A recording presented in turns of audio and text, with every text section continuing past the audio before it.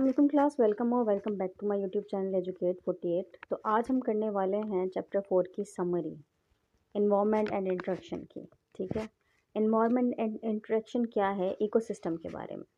अब हमारे इकोसिस्टम में जो है, हमारे माहौल में दो तरह की चीज़ें पाई जाती हैं, बायोटिक कंपोनेंट और एबायोटिक कंपोनेंट। क्योंकि समरी है तो ऑब्वियसली मैंने सारी पिछली वीडियोस में बताया हुआ है, जिसने डिटेल जाननी है वो वीडियोस देख लें। बायोटिक कंपोनेंट्स वो जो जानदार कंपोनेंट्स होते हैं, और एबायोटिक जो गैर जानदार हो जाते हैं, जैसे कि हवा, पानी, ज़मीन, न्यूट्रिएंट्स, मिनरल्स। ये सारी चीज़ें गैर जानदार हैं पर हमारे माहौल के लिए ज़रूरी हैं। A community of abiotic and abiotic components and there interaction of survival in the environment make up an ecosystem. कह रहे हैं जो जानदारों की और गैर जानदारों की कम्युनिटी होती है, जब वो आपस में मिल के काम करती हैं, क्योंकि जानदार बिना गैर जानदार एबायोटिक कंपोनेंट्स के नहीं रह पाएंगे। इंसान ना पानी के बगैर रह सकता है, ना सूरज की रोशनी के बगैर रह सकता है, ना हवा के बगैर रह सकता है। तो कह रहे हैं कि जब ये दोनों कंपोनेंट्स आपस में मिलके काम करते हैं तब हमारा एनवायरनमेंट मिलता है। ठीक है, एनवायरनमेंट अच्छा बनता है और एक इकोसिस्टम बनाता है।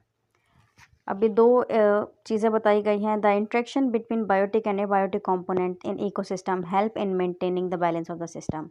कह रहे हैं जो ये इंट्रैक्शन होता है, ये जो ताल्लुक होता है आपस में बायोटिक और एक बायोटिक कंपोनेंट का, इनका बैलेंस ही मिलकर इकोसिस्टम बनाता है।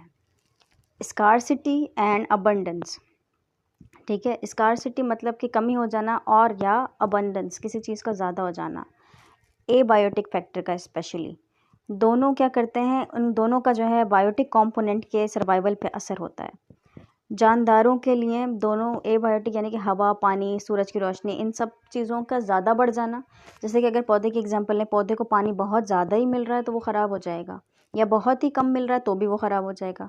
तो स्कार्सिटी यानी कि कमी, या अबंडेंस यानी कि ज़्यादा दे देना, दोनों ही चीज़ों का बहुत असर होता है। एबायोटिक कंपोनेंट की बढ़ जाना और कम हो जाने का, इन दोनों चीज़ों का असर होता है किस पर? बायोटिक्स पर, मतलब के जानदारों पर। काइंड ऑफ रिलेशनशिप तीन तरह के हमने पढ़े थे, predator prey, parasitism and mutualism. ठीक है, ये डेफिनेशन डिटेल्स में आपको समझा चुकी हूँ। The organism in a community with similar activities and need interaction with one another. चलो मैं पहले बता देती हूँ आपको। प्रेडिटर प्रे होता है शिकारी और शिकार का ताल्लुक। ठीक है, एक को नुकसान होता है और एक को फ़ायदा होता है। पैरासाइटिज्म होता है कि जैसे कि आप किसी जानदार के अंदर कोई कीड़ा है, पैरासाइट हमेशा मतलब कीड़ा मकोड़ा होस्ट में रहता है, जैसे मच्छर खून चूस लेता है, या जानदार के अंदर कोई कीड़ा, जैसे कि पेट में कीड़े हो जाते हैं और ऐसा कुछ, तो वो कीड़ा क्या करता है, जानदार से खाना खा रहा होता है, होस्ट से फ़ायदा उठाता है, पर इतना नहीं कि होस्ट मर जाए। ठीक है, ऐसे कि उसको फ़ायदा हो रहा है और वो उसमें रह भी रहा है पैरासाइट, पर जो है इतना भी नुकसान नहीं पहुँचा रहा कि वो मर जाए। हाँ, कुछ केसेस में अगर ख़तरनाक हो जाए ज़्यादा तो, बट इसमें इतना नुकसान नहीं होता जितना प्रेडेटर और प्रे में होता है। और म्यूचुअलिज्म में मतलब कि दोनों को फ़ायदा हो। जैसे कि हमने पिछले में हनी बी की एग्जांपल पढ़ी थी कि हनी बी क्या करती है, नेक्टर तो लेती है, उसमें से फूलों में से रस तो चूसती है, बट फूलों के नेक्टर उठाकर जो है उसके पोलन ग्रेन्स उठाकर उड़ती उड़ती चली जाती है, तो उसके पोलन ग्रेन्स दूसरे फ्लावर्स तक पहुँचते हैं। इस तरह से दोनों को फ़ायदा होता है। ठीक है, the organism is a community with the similar activities and need interacting with one another. कह रहे हैं कि जानदार जो एक कम्युनिटी में रहते हैं, उनको एक दूसरे से मिलजुल कर रहना पड़ता है, उनको एक दूसरे की ज़रूरत पड़ती है।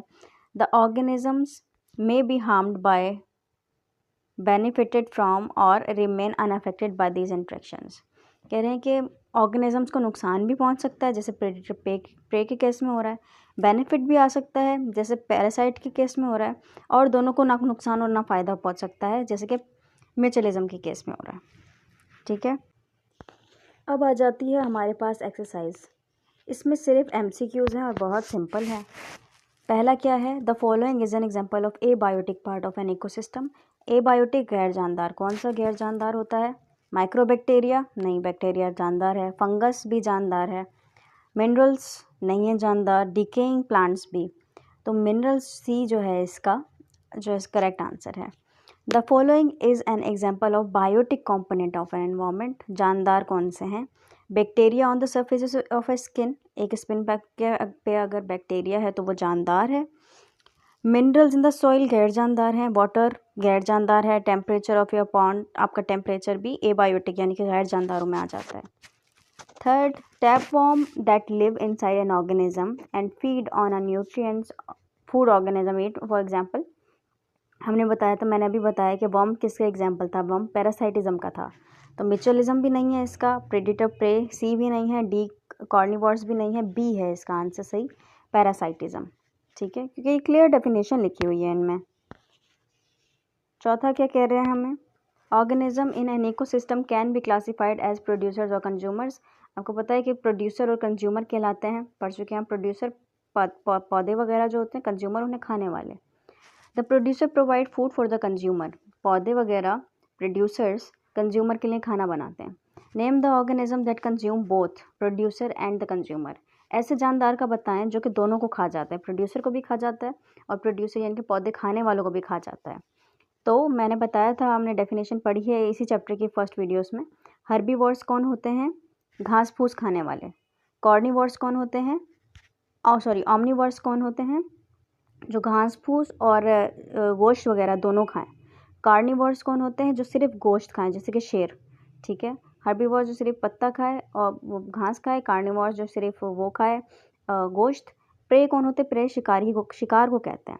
ठीक है, तो हमारा आंसर है इसमें बी ओमनीवोर्स। ओमनीवोर्स वो होता है जो प्रोड्यूसर को भी खा ले, यानी कि पौधों वगैरह को खा ले, और कंज्यूमर्स को भी खा ले, जैसे कि कोई गोश्त हम पौधे खाने वालों को खा लेते हैं, जैसे कि गॉट हो गया, बकरी हो गई, गाय वगैरह हो गई, ये सारे। तो जो है ओमनीवोर्स, इंसान भी ओमनीवोर्स हैं। ठीक है, क्योंकि हम पालक वगैरह घास भी खाते हैं और वो भी खाते हैं गोश्त। Carbon is an integral part of an ecosystem. Carbon बहुत अहम पार्ट है हमारे इकोसिस्टम का। It is cycle throughout the ecosystem as it is used and then reused. कह रहे हैं कि ये पूरे इकोसिस्टम में साइकिल करता रहता है, घूमता रहता है, क्योंकि ये इस्तेमाल होता है और फिर दोबारा से इस्तेमाल होता है। It is necessary for the life of exist.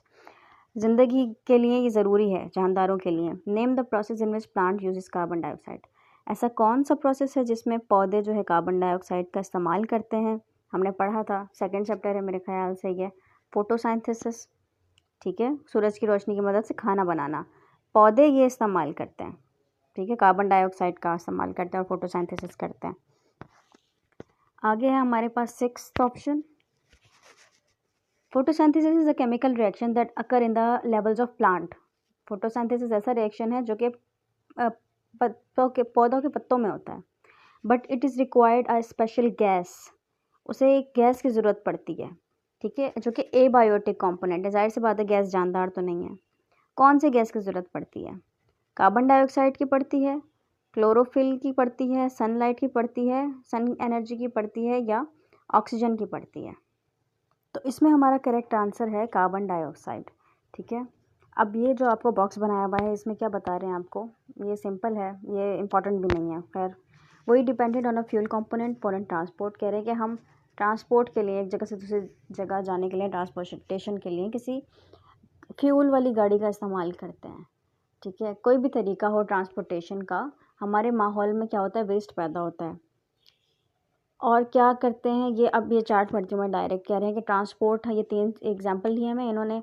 एक बंदा ट्रांसपोर्ट कर रहा है, एक साइकिल से जा रहा है और एक गाड़ी से जा रहा है, एक पैदल जा रहा है। वॉकिंग से क्या आ रहा है, वेस्ट हमारे पास ज़ीरो आ रहा है, मतलब कि कोई भी पोल्यूशन वगैरह नहीं फैल रहा। साइकिल से भी कोई भी पोल्यूशन नहीं फैल रहा, साइकिल भी बहुत अच्छी है। आपने देखा होगा बड़ी दूसरी कंट्रीज़ में, चाइना वगैरह में, ऐसी जगहों पर साइकिल का बहुत इस्तेमाल किया जाता है। और जो है कार, देखें कार जो है यहाँ पे बहुत अमाउंट में वेस्ट पोल्यूशन वगैरह फैला रही है। ठीक है, अब ये इन्होंने आपको एक्सरसाइज दी हुई है कि आप ये 7 दिन हैं, मंडे से लेकर संडे तक, आप नोटिस करें कि कौन सा ट्रांसपोर्ट आप यूज़ कर रहे हैं और उसमें से कितना वेस्ट आ रहा है पूरे हफ्ते में। ठीक है, तो हमारा चैप्टर यहाँ पे ख़त्म होता है। उम्मीद है कि आपको सब समझ आया होगा। अगला हमारा चैप्टर है 5वां, इंशाल्लाह ये भी कवर करेंगे साथ साथ। और साथ साथ मैं सोशल स्टडी की वीडियोज़ भी पोस्ट करती जा रही हूँ, 6th क्लास की करूँगी इंशाल्लाह। और वो भी समझें और वो भी पढ़ें, वो इम्पॉर्टेंट एक सब्जेक्ट है, मैंने आपको पिछली वीडियोज़ में भी समझाया था। ठीक है, कन्फ्यूज़ नहीं होइएगा कि समझ नहीं आ रहा, क्योंकि मैं ऐसे ही समझाऊँगी जैसे मैं बायो समझाती हूँ। तो उम्मीद है आपको अच्छे से समझ आएगा। और आप अपने वीडियो को लाइक करें अगर समझ आया है तो, अपने फ्रेंड्स के साथ शेयर करें। अच्छी लगी हो तो कमेंट्स लाजमी किया करें, अप्रिसिएशन मिलती है उससे। और सब्सक्राइब करना ना भूलें चैनल को। अपना ख्याल रखें। अल्लाह हाफ़िज़।